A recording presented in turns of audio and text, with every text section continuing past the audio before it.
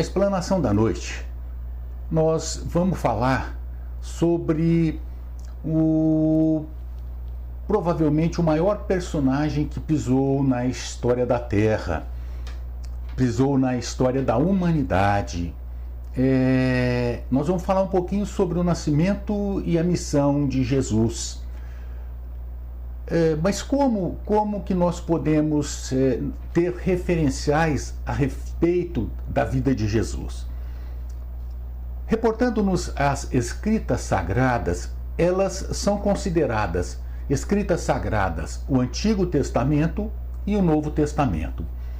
O Antigo Testamento ele é formado por 39 obras ou textos, entre eles o Pentateuco, ou entre elas o Pentateuco mosaico, Gênese, Êxodos, Levítico, Números e Deuteronômio, que é considerada a primeira revelação. Nessas obras do Antigo Testamento estão também os profetas. Então nós notamos que quando se fala em Antigo Testamento não são só as obras de Moisés, mas todas as outras obras dos grandes, dos pequenos profetas, provérbios, entre outras. E a partir de Cristo é chamado Novo Testamento. E o Novo Testamento ele é formado por 27 textos ou obras. Entre elas, estas obras, os 4 evangelhos de Mateus, Marcos, Lucas e João. Nós temos, para completar os 27 textos ou obras do Novo Testamento, nós temos as cartas, né? As cartas de Paulo e de alguns apóstolos. Nós temos o livro Atos de Lucas e Apocalipse de João. Então, quando se fala em Antigo Testamento ou de Novo Testamento, está se falando de um conjunto de obras do Antigo e um conjunto de obras do Novo Testamento, não se adstrindo somente aos 4 evangelhos. Mas da vida de Jesus, na história vamos dizer, na história, tem algum historiador que possa ter falado de Jesus? O que se tem notícia é de um historiador que se chama Flávio Joséfo, no ano 90 depois de Cristo, e a referência que ele dá é em torno de 1, 2 linhas, no máximo 2 parágrafos. Ele fala sobre Jesus. Então nós temos a vida de Jesus, as referências a respeito da vida de Jesus nos evangelhos de Mateus, Marcos, Lucas e João. O nascimento de Jesus, então esses 4 evangelhos são a vida de Jesus. O nascimento de Jesus, só em 2 evangelhos nós encontramos, que é de Mateus e de Lucas. Em relação ao nascimento, o de João e de Marcos é a partir mais ou menos do João Batista. Do João Batista, quando Jesus ele é no Rio Jordão, batizado pelo João. Mas no livro de Lucas é muito interessante o começo desse livro. Ele, no prólogo, diz assim: visto que muitos empreenderam organizar uma narrativa acerca de fatos que se cumpriram entre nós, como nos transmitiram os que desde o princípio se tornaram testemunhas oculares e servidores da palavra, também a mim, tendo investigado tudo acuradamente desde o início, pareceu-me oportuno escrever-te em ordem, excelentíssimo Teófilo, para que confirmes a segurança das palavras a respeito das quais foste instruído. Aí ele vai começar a contar sobre a vida de Jesus. Numa determinada época, perto de Jerusalém, tinha um determinado lugar que vivia Zacarias e Elizabeth. A tradução de Elizabeth, alguns traduzem como Isabel. Zacarias era sacerdote do templo e estava no dia dele fazer as oferendas, as práticas deles naquele dia. Zacarias entra no templo e ele se assusta porque ele aparece, de acordo com Lucas, um anjo que diz que seu nome era Gabriel. Nós sabemos que anjos são espíritos que passaram por todas as fieiras das reencarnações, por todas as condições, até chegarem a esse máximo, não máximo porque o máximo é a pureza de Jesus, ou mais, mas até chegar na perfeição. Então, Gabriel disse a Zacarias, Elizabeth vai ter um filho. Vocês vão ter um filho. E vai se chamar João, que seria o precursor de Jesus. Mas Zacarias duvidou. Duvidou porque, olha, Elizabeth é estéril. Nós estamos velhos. Como que nós vamos ter um filho?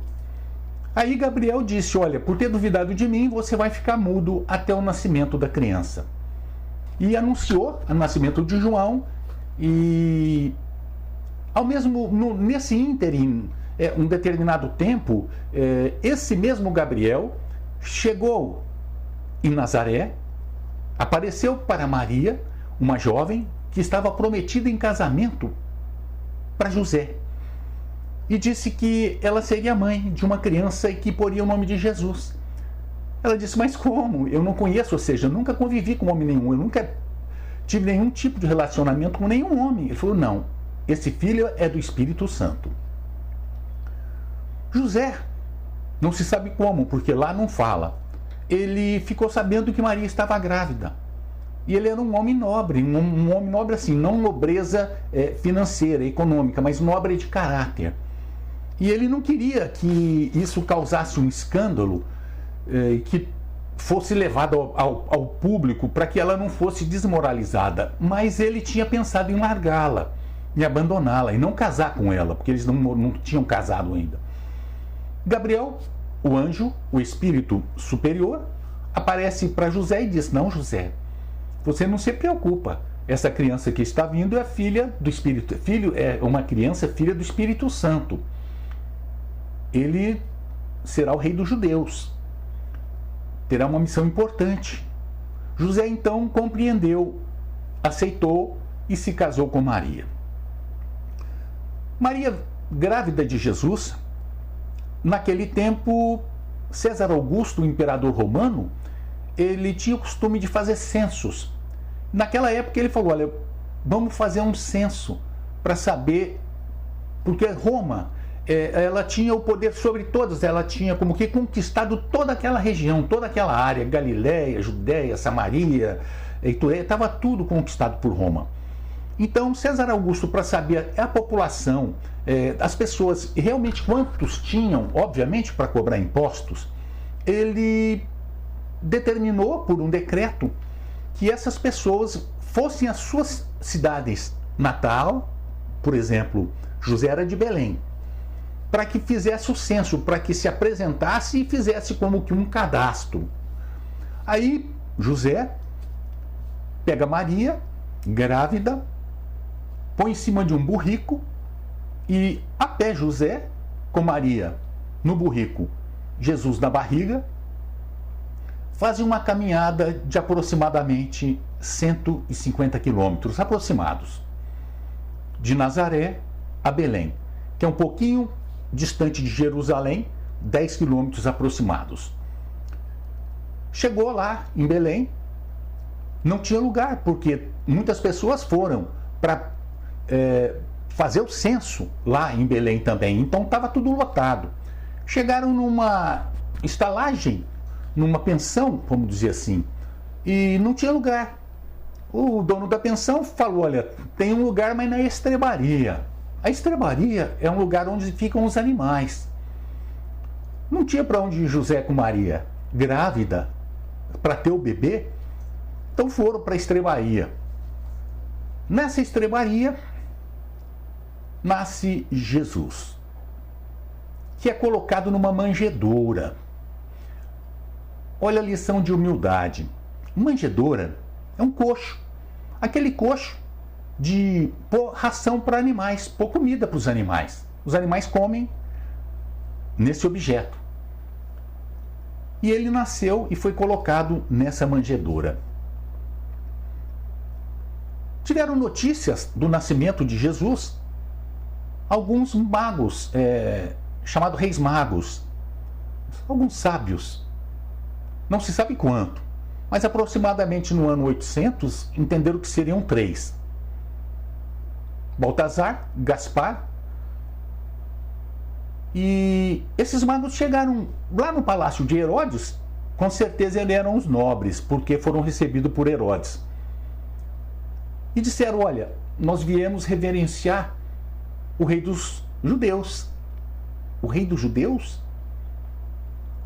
Herodes, para não falar nada, não assustá-los, disse: não, vamos fazer o seguinte, vocês vão em busca dessa criança e me falam onde ela está para que eu possa referenciá-la também.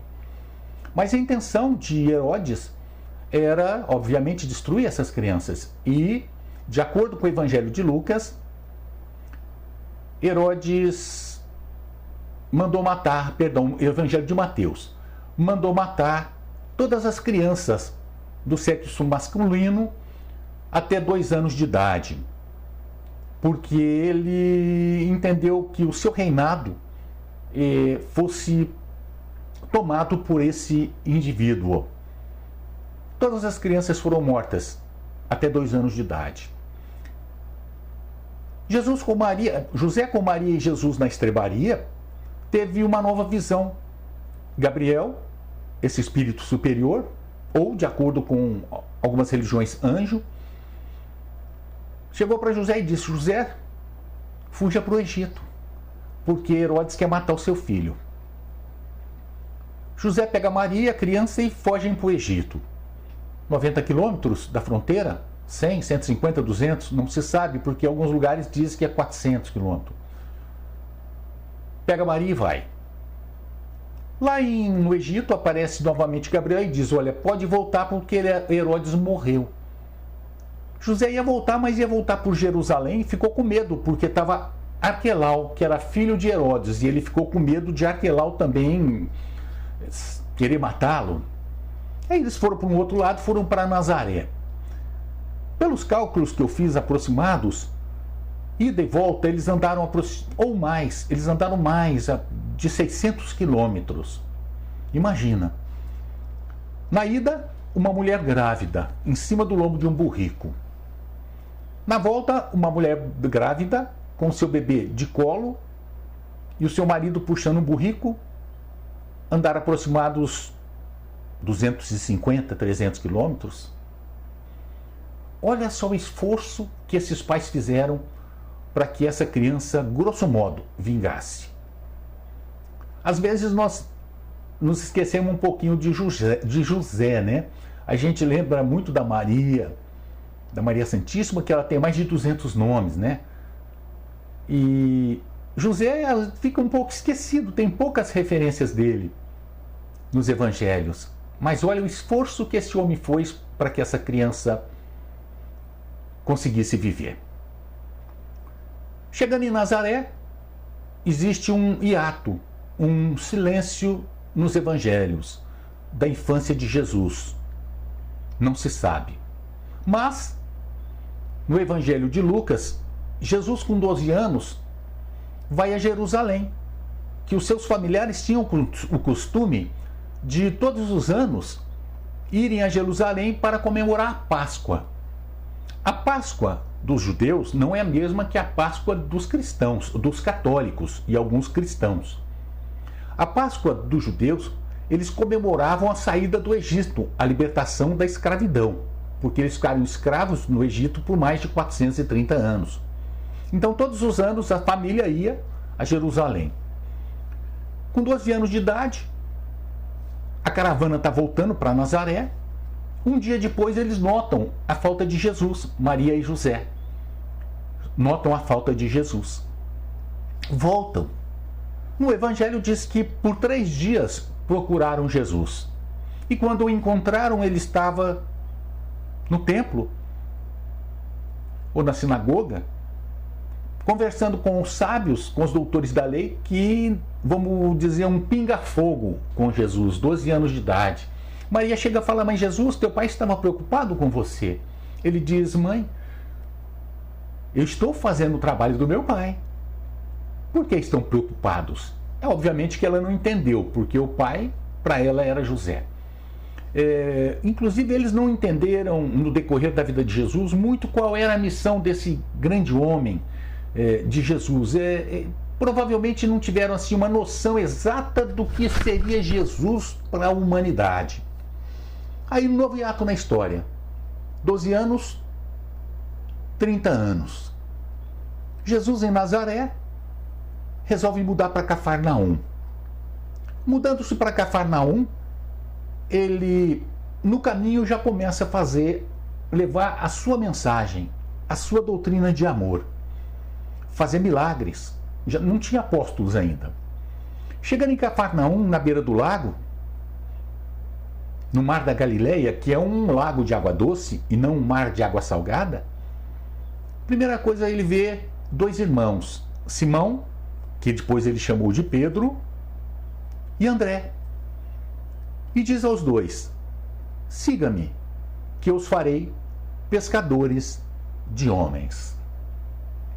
Um pouco mais para frente, ele encontra outros dois irmãos, Tiago e João.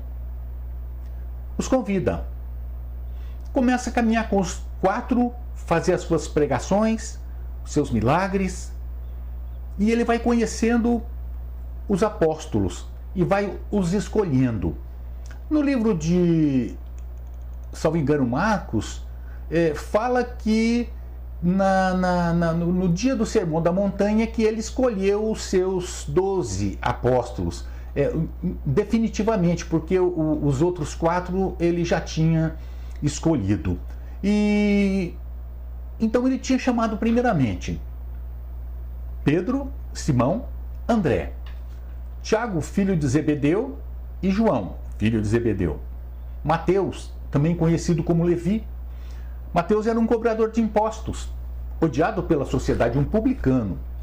E ele estava sentado à beira do lago, cobrando impostos dos barcos que chegavam na sua banca. Jesus passa por ele e simplesmente diz: siga-me. Mateus levantou e seguiu Jesus. Olha só, vamos dizer, a psicosfera que envolvia Jesus. Siga-me, simplesmente. Aí foram chegando Felipe, Bartolomeu, Tomé, Tiago, filho de Alfeu, Tadeu, Simão o cananeu e Judas o Iscariotes. Bartolomeu quer dizer o filho de Ptolomeu. O nome de Bartolomeu era Natanael. E ele escolheu seus 12 apóstolos e começa e continua com o seu trabalho. O primeiro milagre que Jesus fez foi a transformação da água em vinho nas bodas de Caná, a pedido da sua mãe. É interessante que as bodas de Caná, e esse milagre só consta do Evangelho de João, os outros 3 não tem. De Herodes, que perseguia e quis matar Jesus e matou as crianças, só do Evangelho de Mateus. Nos outros 3 também não consta.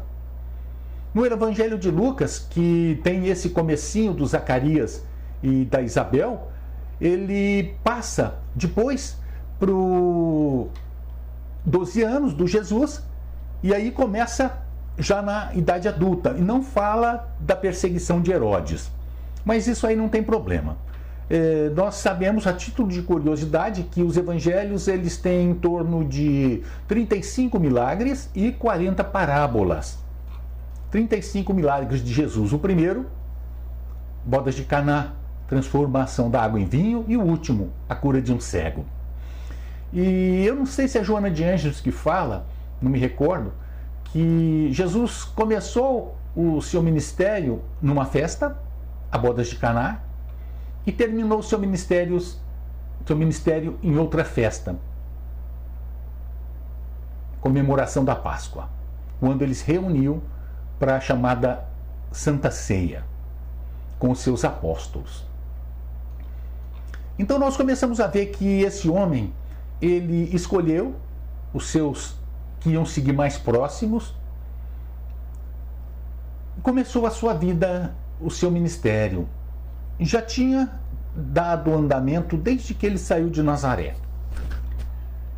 E um dos maiores fenômenos era que ele conseguia cativar as pessoas e com a sua mensagem ele as trazia para si.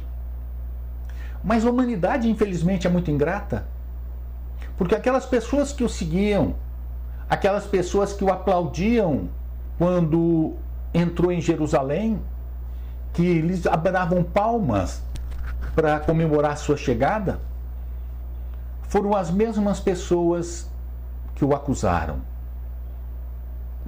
Na verdade, ele foi acusado pelo Sinédrio.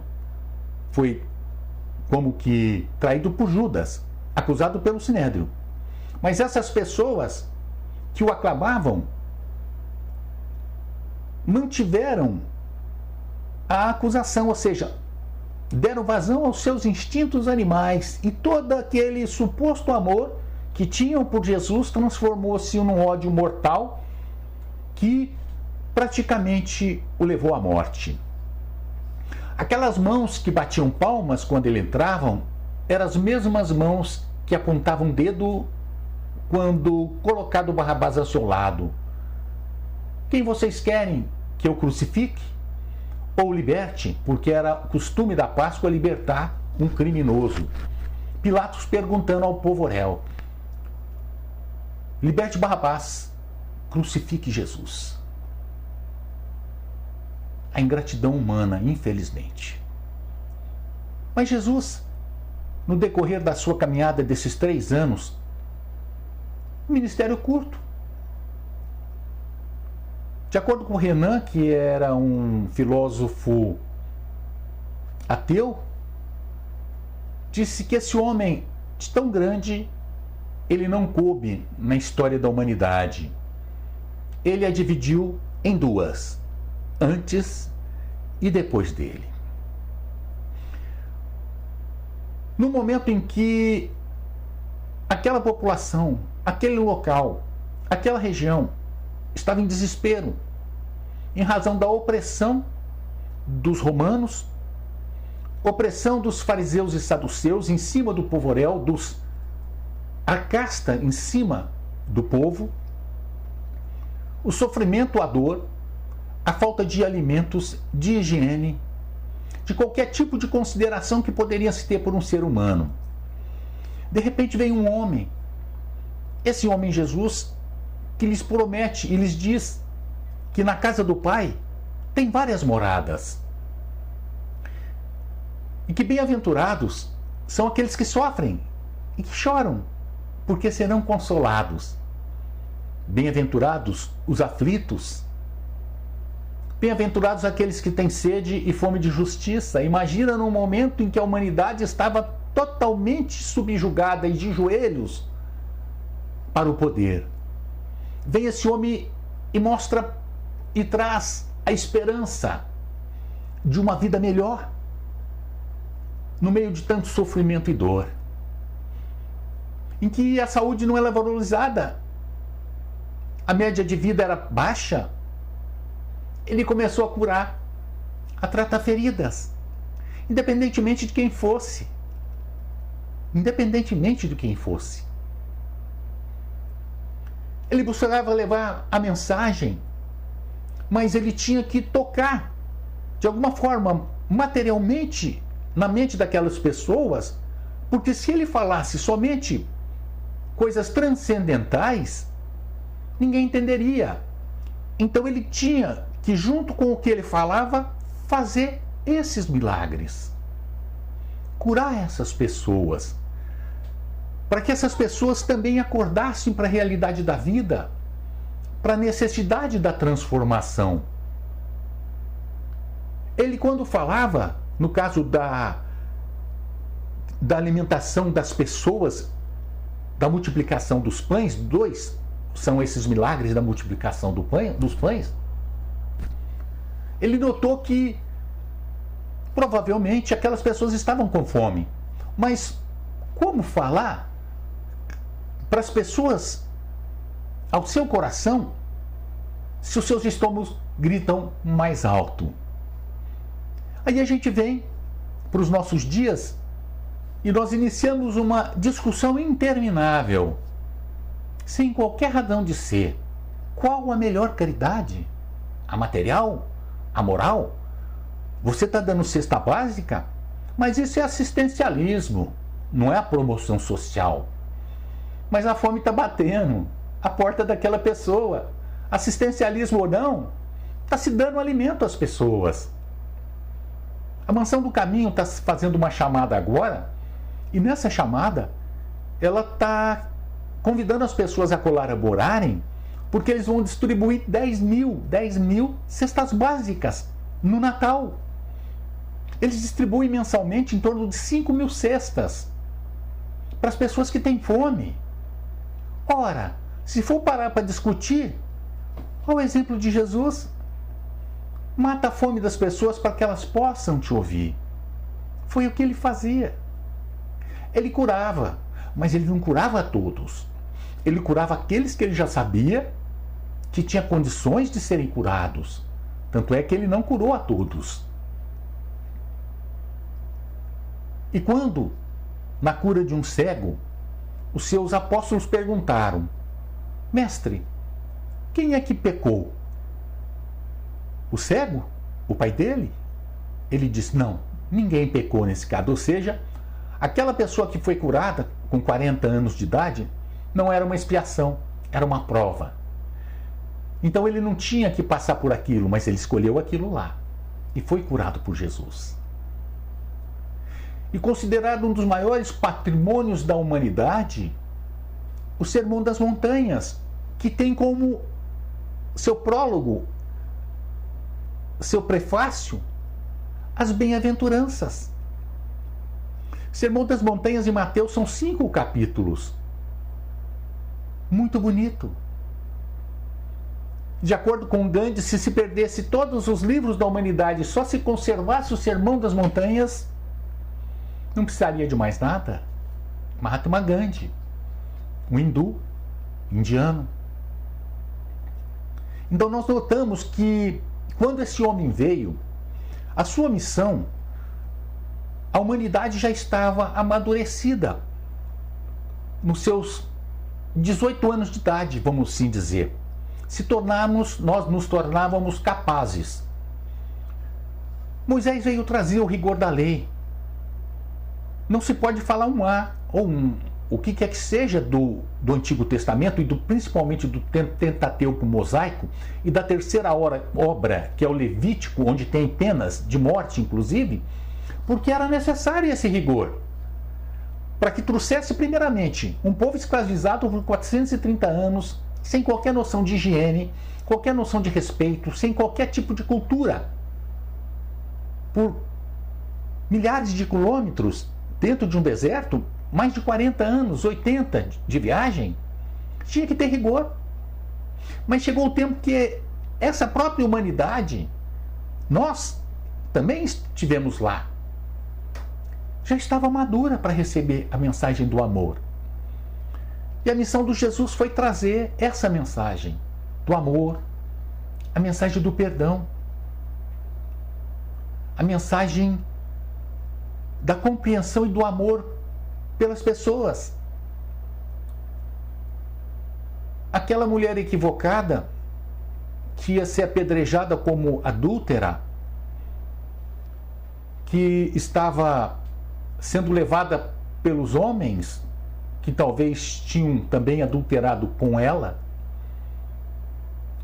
chegaram a Jesus: mestre, hipocrisia. Essa mulher foi pega em adultério. E aí nós nos perguntamos: mas cadê o homem que estava com ela? Só ela. Foi pega em adultério. Nos diz Moisés que num caso desses é caso de pena de morte, pela lapidação, ou seja, apedrejada. E o Senhor diz: olha, o que o Senhor fala? Se Jesus dissesse: olha, ele está errado, Moisés, aquela turba cairia sobre ele. Se dissesse ele está certo, eles apedrejariam a mulher naquele momento. Ele se abaixou, começou a escrever na areia ou na terra, e de cabeça baixa ele diz: quem dentre vós estiver sem pecado, que atire a primeira pedra. Todos, diz o Evangelho, a partir dos mais velhos para os mais novos, foram saindo. Ele pergunta para a mulher: mulher, te condenaram? Ela disse: não, Senhor, eu também não te condeno. Vá e não erres mais. Olha só, Jesus não diz, eu te perdoo, porque ela tinha equivocado realmente. Ia ter que se realinhar com a sua própria consciência. Porque nós podemos perdoar, mas a consciência da pessoa se condena. Enquanto ela não se realinhar consigo mesma, ela continua. Então nós não podemos ser coniventes com o erro. Mas também nós não podemos querer acabar com quem erra, mas com o próprio erro. Não quer a morte do ímpio, mas da impiedade. Então Jesus veio nos trazer esse monumento de amor, de compreensão. Faça aí aos outros o que eu faço, o que você gostaria que os outros te fizessem. Olha só. E ele ratificou algumas das leis de Moisés. Os 10 mandamentos, de origem divina, pictografada por Moisés. E no Velho Testamento tinha também essa frase que diz: amai a Deus sobre todas as coisas e o próximo como a ti mesmo. Ele trouxe para o seu tempo. E quando o doutor da lei lhe perguntou: qual o maior dos mandamentos? Ou o que devo fazer para ganhar o reino dos céus? Jesus lhe pergunta: o que diz a lei? A lei diz: amai ao próximo a Deus sobre todas as coisas e o próximo como a ti mesmo. Então vai e faça isso. Ama o próximo como a ti mesmo, simplesmente. Mas esse doutor da lei e os judeus daquela época, eles tinham como próximo somente seus próximos mesmo. E ele pergunta a Jesus: mas quem é meu próximo? Aí Jesus conta a parábola do samaritano, do bom samaritano. A pessoa caída na beira da estrada, passa um sacerdote religioso, passou ao longe. Passa um levita, religioso da tribo de Levi, passa ao longe. Vem um samaritano. Por que ele exemplificou aquele doutor da lei com o samaritano? Porque os judeus não toleravam os samaritanos. Os samaritanos tinham como que uma racha com eles. E ele pôs justo o samaritano. O samaritano veio, pegou aquela pessoa, untou-a com óleo, levou a uma estalagem e disse ao dono da estalagem: eu vou te pagar, e na volta, se ficou em mais, você me fala que eu completo. Jesus pergunta a esse doutor da lei: quem foi o próximo daquela pessoa que estava caída na beira da estrada? O doutor da lei diz: aquele que usou da misericórdia. Olha que interessante. Então Jesus vinha trazer a mensagem de que a humanidade é nossa irmã, que todos nós somos irmãos em Deus, e por isso ele foi morto, porque não se admitia uma mensagem de humildade para aqueles orgulhosos. E a perseguição depois da sua morte, que se iniciou com Nero, da mesma forma, porque muitos romanos começaram a dar atenção a essa mensagem de Jesus, e até nobres passaram a entender a mensagem e aceitar. Então, Roma não podia aceitar isso. Começaram-se as perseguições. Então a missão de Jesus foi nos trazer a mensagem do amor, a mensagem do perdão, a mensagem do entendimento e da compreensão pelas pessoas, do não julgamento. Olha só, ele é o caminho da verdade e da vida. E só vai ao Pai através dele, ou seja, através da sua mensagem, amando a todos como nós nos amamos. Para finalizar, uma das maiores demonstrações de amor pela humanidade e de perdão, aquele homem Jesus, o homem Jesus, a missão Cristo. Numa cruz, com uma coroa de espinhos,